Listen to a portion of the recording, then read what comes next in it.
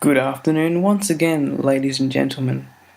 And after the victory in Hungary, my championship lead is up to 75 points, the largest gap all season.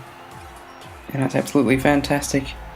But what isn't fantastic is the amount of practice I did for Spa, which was none, because it had been that weekend which my dad had been admitted to hospital and I'd been otherwise preoccupied with organising that and keeping him company. So Jacko gets a pole, and that lack of practice really reflected in that session, with Dregler's 7/10 advantage in that session. So of course, onto the race, second position not too bad, because the run towards Lake Hume really favours someone who can get a slipstream out of Eau Rouge and up the Camel Straight. So we'll see what we can do.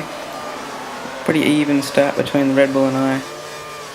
And I'm going to take a wide line in turn 1 just in case someone goes deep. And in fact I've gone deep myself, but I'm luckily maintained second position as Bilbo has a bit of a tardy exit there and Cartdid takes third position from him. Flick it into Rich and try and hunt down the Red Bull, who gets a very wide line through Eau Rouge. Perhaps not the optimum there. On Camel Straight we use a tiny bit more curves, try and get the inside for Lake Hume, and we tuck out and through we go. And well, I've gone a bit deep myself.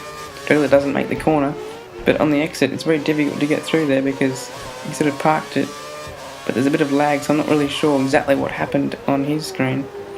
I thought he went wide there at Rivage, but he's lagged back into a place that seems like he was on the line the whole time. Under pressure from Cart Dude now, but there's still more lag. You can see it here at Puon. Yeah, lagging forwards in fact. So really difficult to follow Dregler at this point. Not really sure what happened to his internet. Usually pretty good. And here through the fan chicane it's very difficult to know exactly how far ahead the Red Bull driver is.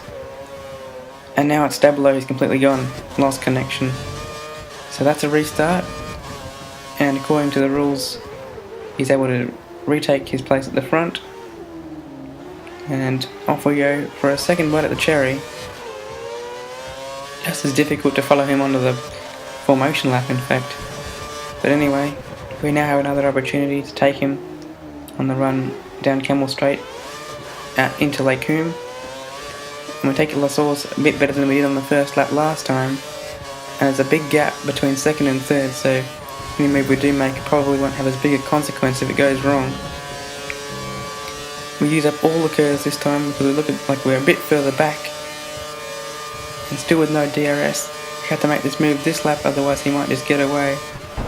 And wow! There's a collision sound and that scared the absolute crap out of me. So I missed my braking point. Luckily I didn't get any warning or penalty, but I'm going to have to let Dregler through because I was off the track completely when I went past him. And luckily there was a big enough gap to drop into second quite easily. Unfortunately though, that's the last I see of Dregler, because he was absolutely flying. And there on lap 10, there's a big gap. You can see he's just quite across the start finish. And there's 23.5 seconds back to third position. So I'm in a very lonely second. And in fact this turns out to be the most boring race I've ever done. 44 laps, in which, sure I set a fastest lap, but I didn't see a single person the whole race. Not to battle for position after a pit stop, not to lap them, not to be lapped by Dregler, not a single person the whole race.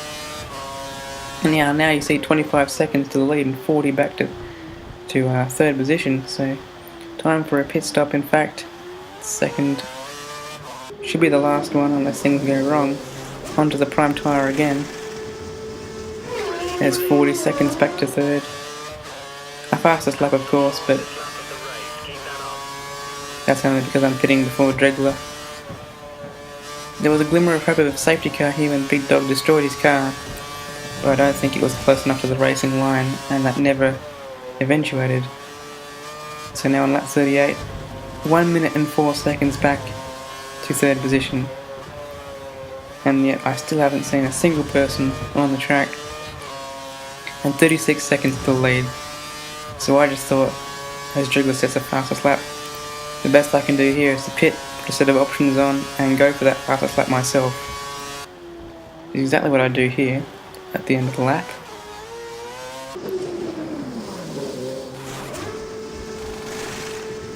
There's the white striped option. But of course,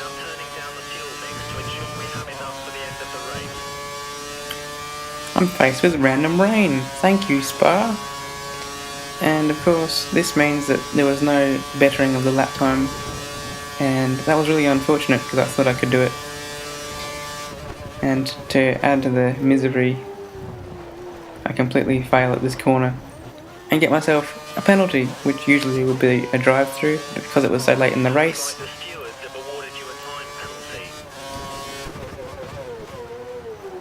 it was 20 seconds instead. And there is a dot there, but guess what?